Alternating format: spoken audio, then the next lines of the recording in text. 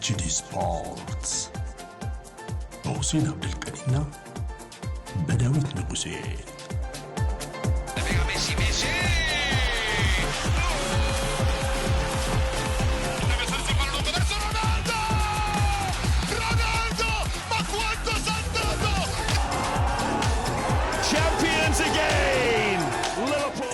HD ስፖርትስ በያላችሁበት ሰላምታችን ይድረስ ብለናል። የሐሙስ ፕሮግራማችን በተወዳጁ ብስራት ኤፍኤም 101.1 ላይ ነው።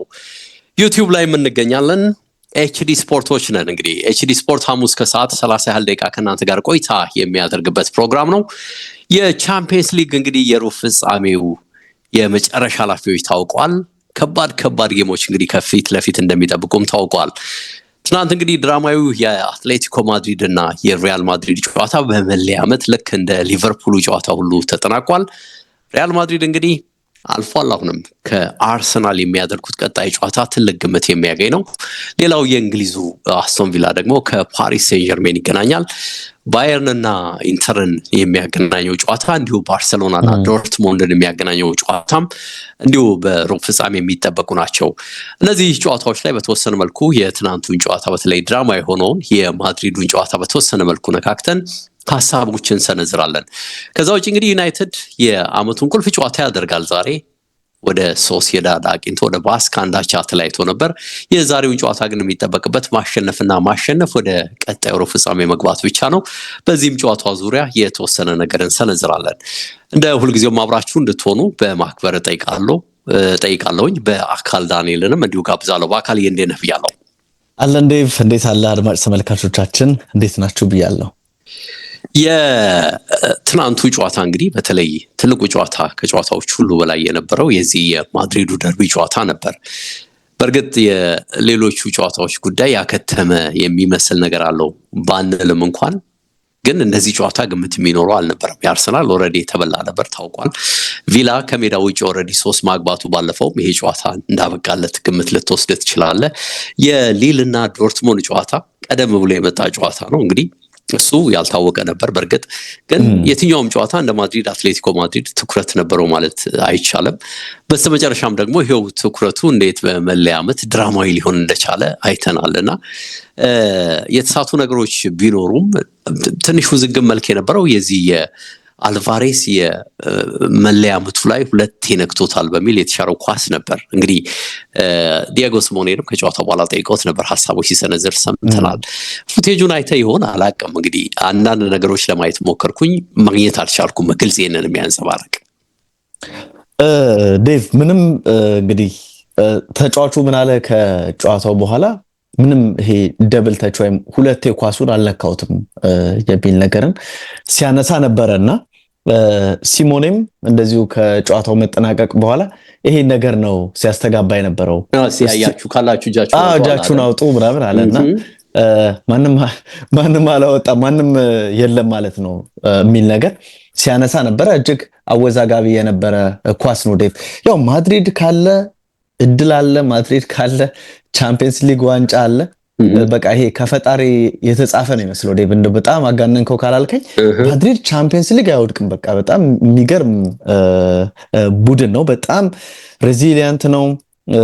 አትሌቲኮ ማድሪድ ደግሞ ዘንድሮ እጅግ የተለየ ቡድኑ ላይ በደንብ ጥራት የጨመረ ቡድን ነው። በተለይም እንደ ዩሊያን አልቫሬዝ አይነት ተጫዋችን ወደ ቡድኑ ከመጣ በኋላ ያንን ነገር ነበር የተመለከትነው።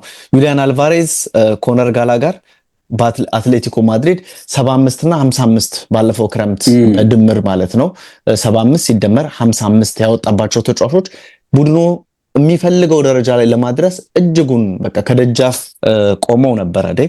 የጋላጋር ገና እንግዲህ 27ኛው ሰከንድ ላይ የተቆጠረ ግብ ነው ጨዋታውን የቀሪዎቹን 119 ደቂቃ ከ33 ሰከንድ ዴቭ ልትለው ትችላለህ። በተለይም ጭማሪዎቹን ወይም የባከኑ ጭማሪ ደቂቃዎችን ሳታካተት ይሄ ጨዋታ በቃ ግብ አልነበረበትም። ግን የመጀመሪያው ግብ ከተቆጠረ በኋላ በቃ በድሪብ የሚከላከል አትሌቲኮ ማድሪድን የተመለከትንበት፣ በሽግግር እድሎችን የሚፈጥር አትሌቲኮ ማድሪድ በመጀመሪያው አጋማሽ ማድሪድ በጣም የተጫነ ይመስላል። በዲፕ ብሎክ እንዲጫወቱ አድርጓቸዋል፣ ተጠግተዋል። ግን ደግሞ የትኛው ሙከራ ነው ግብ ጠባቂውን የፈተነው ስትል ምንም የምታወጣው ሙከራ በማድሪድ በኩል በመጀመሪያው አጋማሽ እንኳን አልተመለከትንም። ግን አደገኛ እድሎችን የሚፈጥር የነበረው አትሌቲኮ ነው። ፎርስ ሃፍ ቻንስ ነው ልትለው ትችላለህ። እንደ ኮርቱ አይነት ግብ ጠባቂን በዚህ መልኩ ግብ ልታስቆጥርበት ትችላለህ። ትልቅ ጥያቄ ልታነሳ ትችላለህ። ግን ኢላማቸውን የጠበቁ ሙከራዎች በአልቫሬዝ 1 2 3 እነዚህን አጋጣሚዎች ጭምር ስንመለከት ነበርና በጣም ጥሩ የሆነ አትሌቲኮ ማድሪድን ተመልክተናል። ሁለተኛው አጋማሽ በጣም የተሻለውን ማድሪድን ተመልክተናል። በተለይም ፔናልቲው እስኪሰጥ ድረስ ዴቭ በደንብ በቃ እነ ቪኒሺየስ ጁኒየር መንቀሳቀስ የጀመሩበት አጋጣሚና ልክ መጀመሪያው አጋማሽ ላይ እንደነበረው ኳስ ቁጥጥር ብልጫውን በሪያል ማድሪድ በኩል የተመለከትንበት ሆነ። ፔናልቲ ተሰጠ። ፔናልቲው ላይ እንግዲህ ሁለቱ የማድሪድ የመሃል ተከላካዮች ሎንግሌና እንደዚሁም ደግሞ ሆሴ ማሪያ ሂሜኔዝን እንዴት እንዳደረጋቸው በቃ እንዴት አይነት አስደናቂ ተጫዋች እንደሆነ ኤምባፔ የተመለከትንበት ነው። ግን በማድሪድ ማሊያ ፔናልቲ ስቶ የማያውቀው ቪኒ ጁኒየር ይሄን ፔናልቲ አመከነው ወደ ላይ ነው። ይሄንን ኳስና እጅግ የተለየ ስሜት ነበር በአትሌቲኮ ደጋፊዎችም በአሰልጣኝ ዲየጎ ሲሞኔም በኩል የተመለከትነው። እንግዲህ በአትሌቲኮ ማድሪድ በኩል ከዛም በኋላ እድሎች ተፈጥረው ነበር። ሎንግሌ ተጨማሪ ግንባር ሙከራዎችን አድርጓል በርከት ያሉና ማድሪድ ይሄንን ነው ግብ ጠባቂው ያወጣው ኳስ በቃ በጣም አስደናቂ ኳስ ነው መግባት መቆጠር ነበረበት የምትለው በጣም ቀላል የሆኑ ሙከራዎች ካልሆኑ በስተቀር አትሌቲኮ ማድሪድ ትልልቅ እድሎችን ወይም ደግሞ እነዚህ ግማሽ ምትላ ሃፍ ቻንስስ ምትላቸው እድሎችን በመፍጠር የተሻለ ነበረ። እንግዲህ አትሌቲኮ ማድሪድ ዲየጎ ሲሞኔ 2014 2016 ከዛ ውጭ ደግሞ በጥሎ ማለፍ በግማሽ ፍጻሜ በሩብ ፍጻሜ ከማድሪድ ጋር ተጫውቶ በሁሉም ማድሪድ ነው አሸናፊ የሆነ ያለው።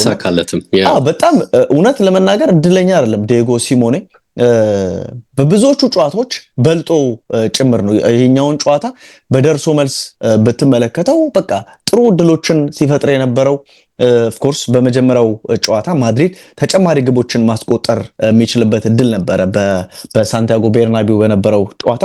በዚህኛው ግን ያለውን በሙሉ የሰጠ ከግብ ጠባቂው እንግዲህ ከሱ ጀምሮ እነ አልቫሬዝ እነ ጁሊያኖ ሲሞኔ አስደናቂ ብቃትን እየተመለከትንባቸው ናቸው።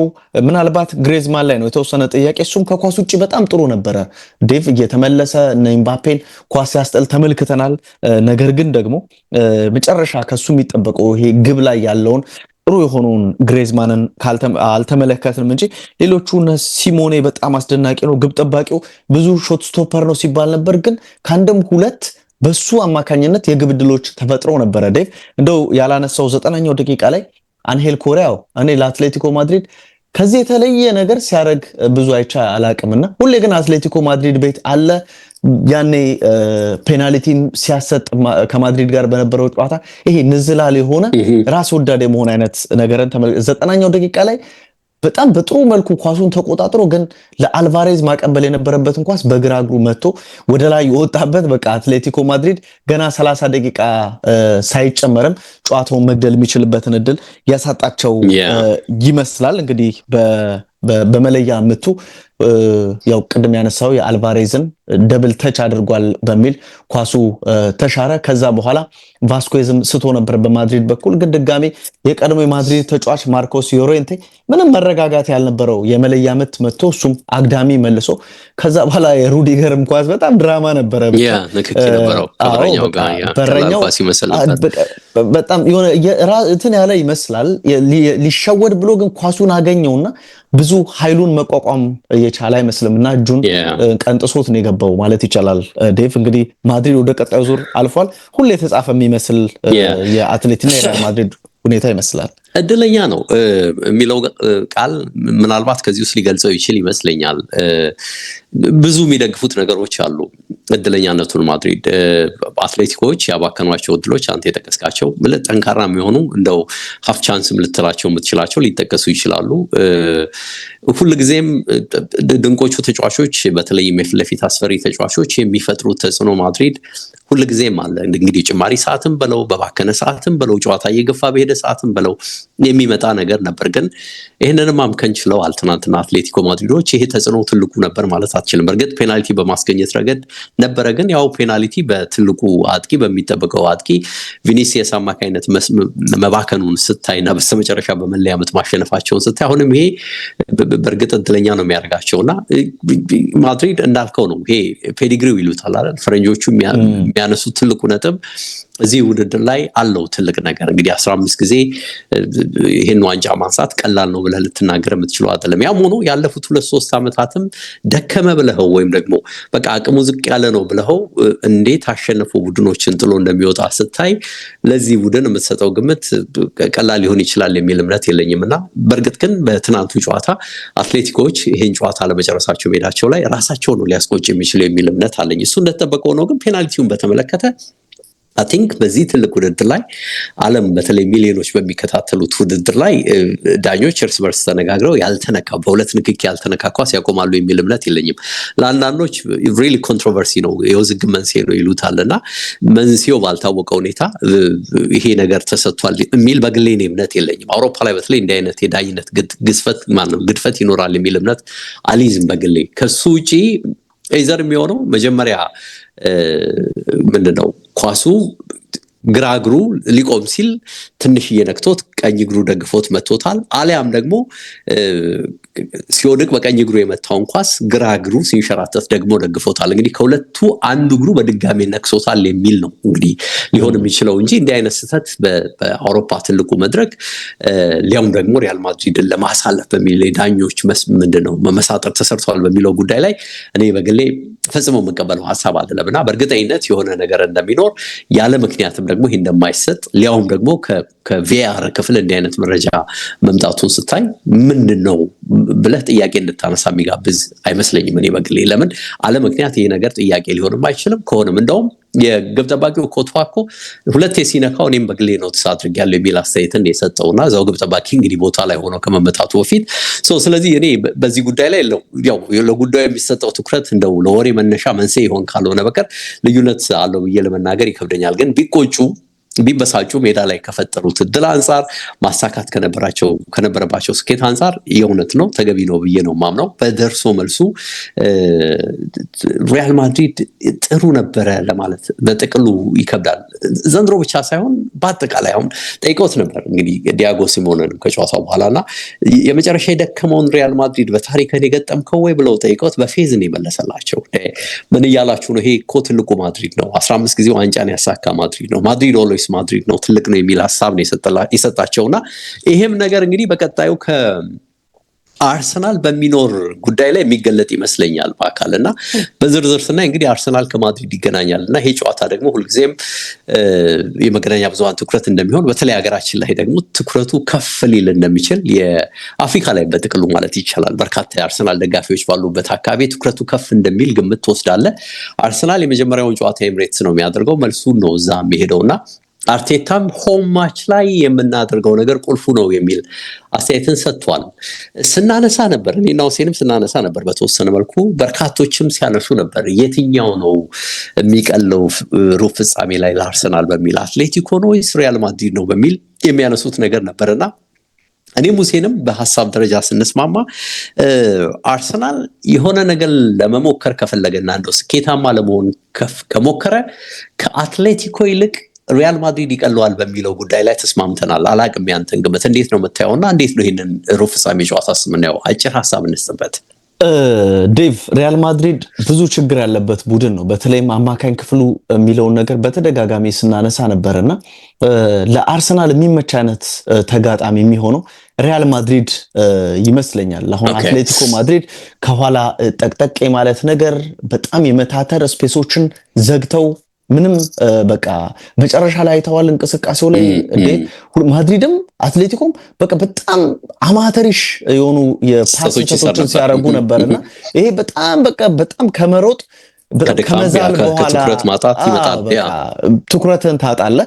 እንደዚህ አይነት ነገሮችን ተመልከተና እንደዚህ አይነት ነገሮች እንዳይፈጠሩበት ከፈለክ ማድሪድን መግጠም ይሻላል ከአትሌቲኮ ማድሪድን ከመግጠምና እኔም ቀድመ ብትጠይቀኝ ምልህ ነገር አትሌቲኮ ማድሪድ ሞር ቡድን ነው ከሪያል ማድሪድ የበለጠ። ማድሪድ ውስጥ አርሰናል ባለው የመከላከል ብቃት አላቅም ምን እንደሚፈጠር መስመር ላይ በትናንትናውም ጨዋታ አሁን ቤን ዋይት እንዴት ነው የፊትነስ ደረጃው እንዴት እየገነደሱት ሲያልፉ እንደነበር ተመልክተናልና መስመር ላይ እነ ቪኒ ሚኖራቸውን እንቅስቃሴ ተመለከታለ በዛ በግራ ቦታም ካላፊዮሪን ብዙ በመከላከሉ ላታምነው ትችላለህ ሞር ፓሰር ነው ተጫዋቹ እንደዚህ መስመር ላይ የሚኖሩ ተጽኖች በጣም አርሰናል ሊጎዱት ይችላሉ መሃል ለመሃል ግን እንደ ኪሊያን ምባፔ አይነት ተጫዋች በዛው በሀገሩ ልጅ በሆነው በዊሊያም ሳሊባ ቁጥጥር ስር የሚውልበት እድል ሰፊ ሊሆን ይችላል ማድሪድ ግን ምንም አትሌቲኮ ማድሪድ ግን ምንም የምትገምተው አይደለም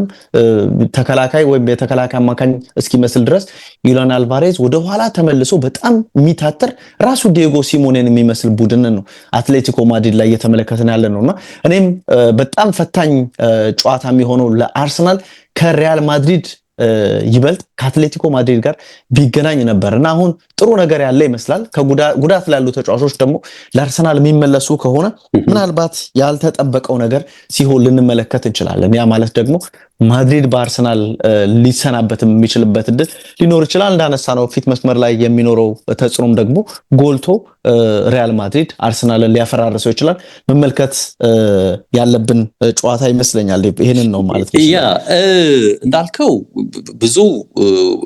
ብዙ ሊባል ይችላል ይሄ ጨዋታ ማድሪድን በተመለከተ እንዳልከው ታሪክ ይደግፈዋል ታሪክ ሲባል ሁልጊዜም እንዲህ አይነት ጨዋታዎችን እንዴት በደርሶ መልስ አሸንፎ ማለፍ እንደሚችል እንደዛሬው እንደ ትናንቱ ድልም ታክሎበት ቢሆን እንዴት መወጣት እንደሚችል የሚያውቅበት ቁም ነገር አለ ከዛ ውጪ የፊት ለፊት አጥቂዎቹ አስቸጋሪነትን መገመት አይቻልም ኪሊያንን አቆምኩ ብትል ቪኒሲየስ ላታቆም ትችላለህ ሁለቱን አቆምኩ ብትል ሮድሪጎ ላታቆም ትችላለህ ከኋላ እንግዲህ ቤሊንግሃም ላታቆም የምትችልበት ሂደት አለ በጣም አስቸጋሪ የሆኑ ተጫዋቾች አሉ እንደ ቫልቬርዴ አይነትም ተጫዋቾች መሀል ለመሀል መተው ከርቀት ኳስ መተው ሊያስቆጥሩ የሚችሉበት ምድል እንዳለ ግምት ትወስዳለህና በተለይ አስፈሪ ነገር አለው ይሄንን ነገሮች መቋቋም ከባድ ነው የሚሆነው ግን እንደተባለው አምና ወይም ካቻምና የነበረው ሪያል ማድሪድ ነው አሁን ለማለት ትንሽ ይከብዳል በርግጥ ጊዜ አለ በቀጣይ ጌም ለመገናኘት ሁለቱ ቡድኖች ለሚያደርጉት ካልሳሳትኩኝ እንግዲህ ኢንተርናሽናል ብሬኩን ጨምሮ አንድ ወር ገደማ አለ በዚህ ጊዜ ማድሪድ ቤትም ምልህ ጥያቄ የሚነሳባቸው ብቃታቸው ከፍ ሊል ቅጣት ያለባቸው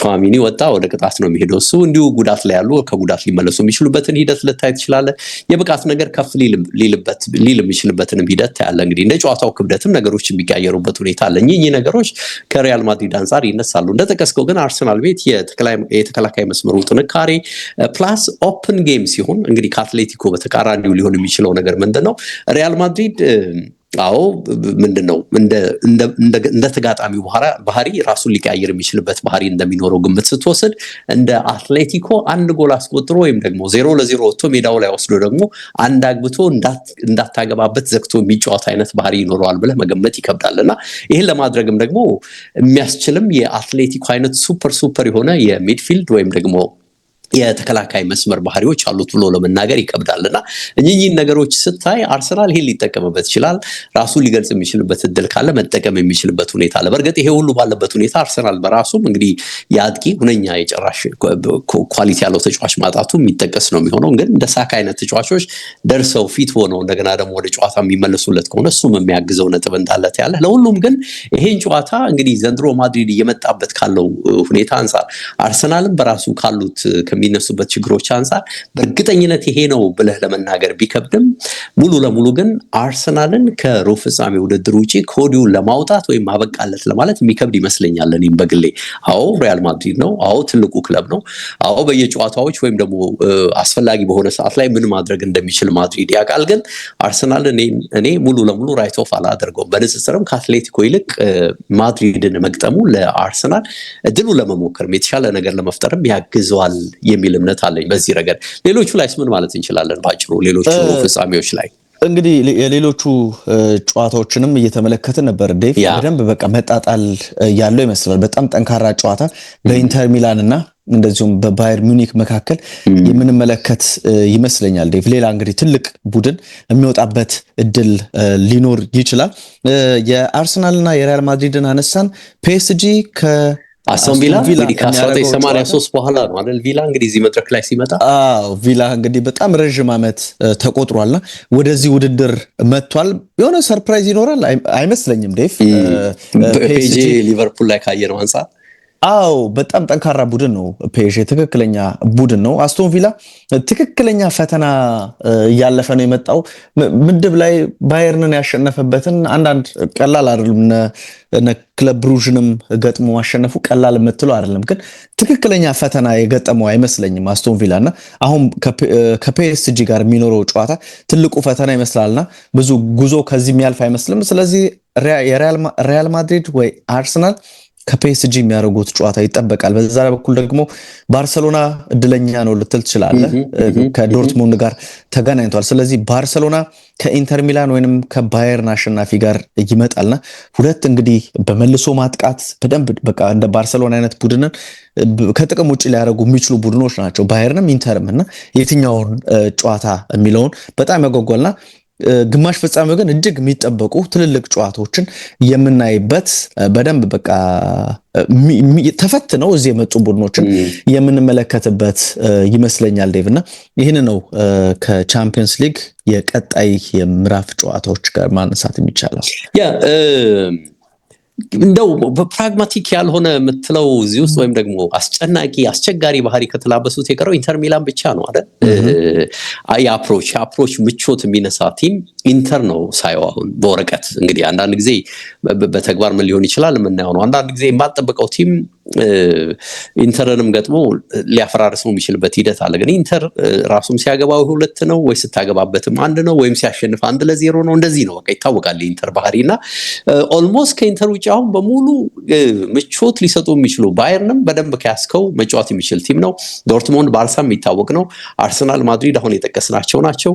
ቪላ፣ ፒኤስጂም በቃ ራሳቸውን በደንብ በቃ በአጠቃላይ ኦልሞስት እዚህ ዝርዝር ውስጥ ወደ 9 2 4 6 ወደ 7ቱ ቲሞች ጥሩ እግር ኳስን ሊያሳዩን የሚችሉ መከላከልን አፕሮች ከማድረግ ይልቅ መጫወትን ብርጫቸው አድርገው መጫወት የሚችሉ እንደሆኑ ታያለህ። ግን ኢንተር ባየርንን ካሸነፈ ለባርሰሎና ላይተኛ እንደሚችል ደግሞ ማሰብ መቻል አለበት። በዚህ በደንብ ሄዳል። ኦፍ ኮርስ ኢንተር በደንብ ሄዳል። ባየርን አሸንፎ የሚያልፍ ከሆነ ባርሳን ሊያቆም የማይችልበት ምንም እድል የለም ብዬ ነው ማምነውና አርሰናል ከተሳካለት ወይም ደግሞ ቪላም ከተሳካለት እርስ በርስ የእንግሊዞችንም ግማሽ ፍጻሜ ልናይ የምንችልበት ሂደት አለ። ግን አጓጊ ሩብ ፍጻሜ ጨዋታዎች ከወዲሁ እንዳሉ ምናልባትም ፎርማቱ በራሱ ይዞልን የመጣው ነገር በጎ እንደሆነ ከወዲሁ መናገር የሚቻል ይመስለኛል። ዩናይትድ እንግዲህ አመቱን የመጨረሻ ቁልፍ ጨዋታ ያደርጋል እያለን ነበር መግቢያችን ላይና የእውነትም ነው አይደል? እንግዲህ 1-1 ተለያይቷል ወደ ሳን ሴባስቲያን ሄዶ አሁን ደግሞ ተመልሶ መጥቷል። ይሄ ጨዋታ ይጠበቃል። አጭር ነገር እዚህ ላይ እናንሳ።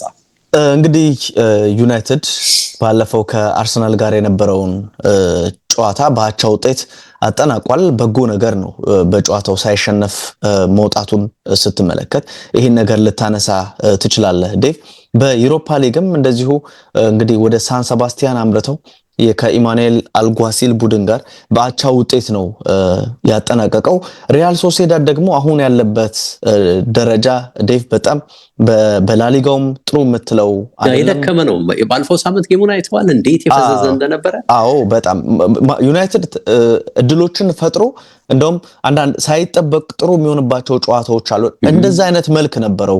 ምናልባት የጎደለው ግቦችን ማግኘት ማስቆጠር ብቻ ነበረ ከማንቸስተር ዩናይትድ በኩል የሚጠበቀው። በላሊጋው 11ኛ ነው።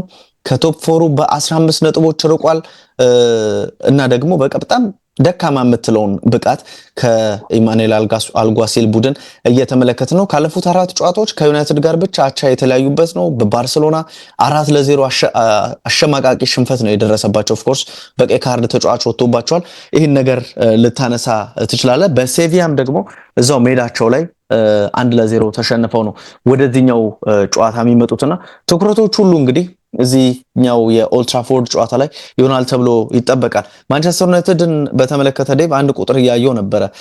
ካለፉት 28 የዩሮፓ ሊግ የሜዳው ጨዋታዎች አንድ ጨዋታ ብቻ ነው የተሸነፈው የሚል ነገር ተመልክቻለሁና ያም የተሸነፈው ደግሞ 2022 ላይ በዚሁ በሪያል ሶሴዳድ ነውና ኦልድ ትራፎርድ ላይ 1-0 የተሸነፉበት ጨዋታ ነውና አሁን ኦልድ ትራፎርድ ደግሞ ለማንቸስተር ዩናይትድ በሚፈልጉት መጠን በደም ስል ሆነው ተጋጣሚዎቻቸውን በቃ እንዳይነሱ አድርጎ ማሸነፍ እየቻለ እንዳልሆነ ኦልድ ትራፎርድም ላይ ቢሆን እየተመለከተ ነውና እጅግ ሌላ ክፍት የሆነ ጨዋታ ለሁለቱም ደግሞ ወሳኝ እየሆነ እንዳነሳው በሊጉ ምንም ተስፋ የለም። ስለዚህ ዩናይትድ ወደ አውሮፓ መድረክ በተለይም አውሮፓ ቻምፒየንስ ሊግ ነው እንግዲህ ዩሮፓ ሊግን ማሸነፍ ዩናይትድን የሚያደርሰውና አሰልጣኙ እንደዚህ አይነት ነገሮችስ ላይ ደግሞ ተለዋዋጭ ሆኖ ልክ ሁሴን እንደሚለው ይሄ ማራቶን የሆነው የሊግ ውድድር ላይ ሳይሆን ይሄኛው በቀላሉ ዋንጫ መታገኝበት እድል ሊኖር ይችላልና ለእንደዚህ አይነት ነገር አሰልጣኙ እየተጣጠፈ ወይም ፍሌክሲብል እየሆነ መጓዝ ይችላል መመልከት ያለብን ይመስለኛል። ሌብና እጅግ ፈታኝ ጨዋታ ልንለው እንችላለን ለሁለቱም ቡድኖች ዩናይትድም ካለበት ሁኔታ አንፃር ሪያል ሶሴዳድም ባለፉት 4 ጨዋታዎች እጅግ የወረደው ሪያል ሶሴዳድን እየተመለከትን ስላለና ይሄን ነው ማለት የሚቻለው። ያ እንዳልከው ለዩናይትድ የከፋው አመት ነው ከ1974 በኋላ ያስመዘገቡት እጅግ የወረደው ውጤት ነው የሚል ነው የተቀመጠላቸው ሪከርድ። ያኔ እንደውም ወርደው ነበር ወደ ታችኛው ወደ ሻምፒዮንሺፑና አሁን ግን 14ኛ ደረጃ ላይ ናቸው። በአገር ውስጥ ውድድሮች ላይ በሙሉ የሉበትም። ስለዚህ ብቸኛው ያላቸው የውድድር ተስፋ ወደ አውሮፓው ለመመለስ ይሄው ውድድር ነው። እንዳልከው ነገሮች በየትኛው መንገድ ተሳክተው ወደፊት መሄድ ቢችሉ የምንለው እነዚህ የጥሎ ማለፍ አይነት ባህሪ ስላላቸው እንዲህ አይነት ጨዋታዎች ሊመቹት ይችላሉ። አንዳንድ ጊዜ ቡድኖች እንዲህ የሚያሳዩት ብቃት ድንገተኛ ሊሆን ይችላል። እያየን ነው። አንዳንድ የማይጠበቁ ጌሞችን ዩናይትድ ያደርጋልና አፈርልሶ የሚነሳባቸው ሁኔታዎች ስላሉ ሊሳካ ቢችል እንደሚያግዛቸው ግምት ትወስዳለህ። በእርግጥ የተጫዋቾች ጉዳት ጉዳያቸው አሁንም መልስ እያገኘ የመጣ አይመስልም። በየጊዜው አዳዲስ ነገሮች ይመጣሉ። አሁንም የዩሮ ጉዳት መጥቷል ተመልሶ በዚህ ጨዋታ ላይ ማጓየር ይመለሳል ብለውት ነበር። ግን ኮቹ እንደሚሉት አሁን ከሁዱ የሌስተር የቀድሞ ክለቡ ጨዋታ በፊት ሊመጣ አይችልም የሚል ነገር አንስተዋል። በእርግጥ የኦጋርቴ መመለስ አንድ ቁም ነገር ነው። ኦጋርቴ ተመልሶላቸዋል። ሜሰን ማውንትም ልምምድ ጀምረዋል። በእርግጥ ለዚህ ጨዋታ አይደርስም የሚል ነገር ተነስቷል። ግን ዩናይትድና ጉዳት በቃ ዘንድሮ አንድ መገለጫ ሆኗል። በየአቅጣጫው የሆነ ነገር ሆነ ሲባል የሆነ ነገር ይከሰታል። አንዱ ተመለሰ ሲባል አንዱ ቢጎዳበት ሂደት አለና በወጥነት በተለይ ኮቹም ሆነ ደጋፊ የሚመርጣቸውን ተጫዋቾች የማየት ጥያቄ የለም። አልተሳካም በእውነት ዩናይትድ ቤት ዘንድሮ። ያም ሆኖ ግን ይሄ የአመቱ እጅግ በጣም ቁልፍ ጨዋታ ነው። እንዴት አፕሮች ያደርጉታል፣ በምን መንገድ ይወጡታል የሚናፍቅ ነው የሚሆነው። ችግሩ ኦልድ ትራፎርድም ሲሆን እርግጠኝነት አይሰማህም። አሁን የሚጨንቀው ነገር የሚመስለኝ ዩናይትድን በተመለከተ ይሄ ነው። ኦልድ ትራፎርድ ስለሆነ በደጋፊው ታግዘው ምነው ቴምፖውን ከፍ አድርገው ሌላ ኢነርጂ ጨምረው ምናምን የሚመጡበት ሂደት በተለምዶ ያየን አይደለም በዚህ ሲዝን። ግን ምናልባት እንግዲህ ቁልፉ ጨዋታ ስለሆነ ዛሬ በዚህ ረገድ የተለየ ነገር ይዘው መምጣት፣ ኢነርጂ መጨመር፣ የደጋፊውን ስሜት በደንብ በቡድኑ ብቃት ላይ ማካተት ከቻሉ አይ ቲንክ ይሄንን ለማለፍ ትልቅ አጋጣሚ ከፊት ለፊታቸው የቀረበ ይመስለኛል። ያለፈውን ሳምንት ጨዋታ እንግዲህ እዛ ባየሁት ሁኔታ ተጋጣሚያቸው ከባድ ተጋጣሚ አይደለም። ያው ዩናይትድ ደካማ በመሆኑ እንጂ ዘንድሮ ራሱን የቻለ በጣም ብዙ የሚነሱበት ችግሮች መኖራቸው እንጂ ተጋጣሚ በጣም የወረደ ቲም ነው የእውነት ለመናገር ማለት ነው። በጣም ወርዶን ያየሁትና የስፔን ቡድኖች ደካማም ቢሆኑ በሶሲዳድ ደረጃ ራሳቸውን እንዲገልጻሉ ብዬ አልጠበቅኩም። እኔ ላስት ዊክ ሳየው ደረጃው የወረደበትን አይነት ጨዋታ ነው ያየሁትና ምናልባት እንግዲህ በዚህ በመልሱ ጨዋታ ላይ ምን ይዘው እንደሚመጡ መጠበቅ ይከብዳል። ግን የተለየ ነገር ይኖራል ብዬ አላስብምና ለዩናይትድ ይሄ መልካም አጋጣሚ ነው። ይሄንን ዙር ካለፉ እንግዲህ ጋፕም ስለሚኖር ምናልባትም የተጎዱ ተጫዋቾች ወደ ቡድኑ ስለሚመለሱ የሰውየውንም አፕሮች እንግዲህ ሞሮለስ ሌሎችም ተጫዋቾች በደንብ አዳፕት እያደረጉ ሊሄዱ ከቻሉ ጠቃሚ ነገር ስላለ የዛሬውን ጨዋታ በውጤት መወጣት ለኔ ቁልፉ ነው፣ ለዩናይትድም ቁልፉ ነው። የአውሮፓ መድረክ መግቢያውም እንግዲህ ቀጭን ከመርፌ ቀዳዳ የጠበበችው አማራጭ ይመስለኛል። በአካል ትክክል ዴፍ።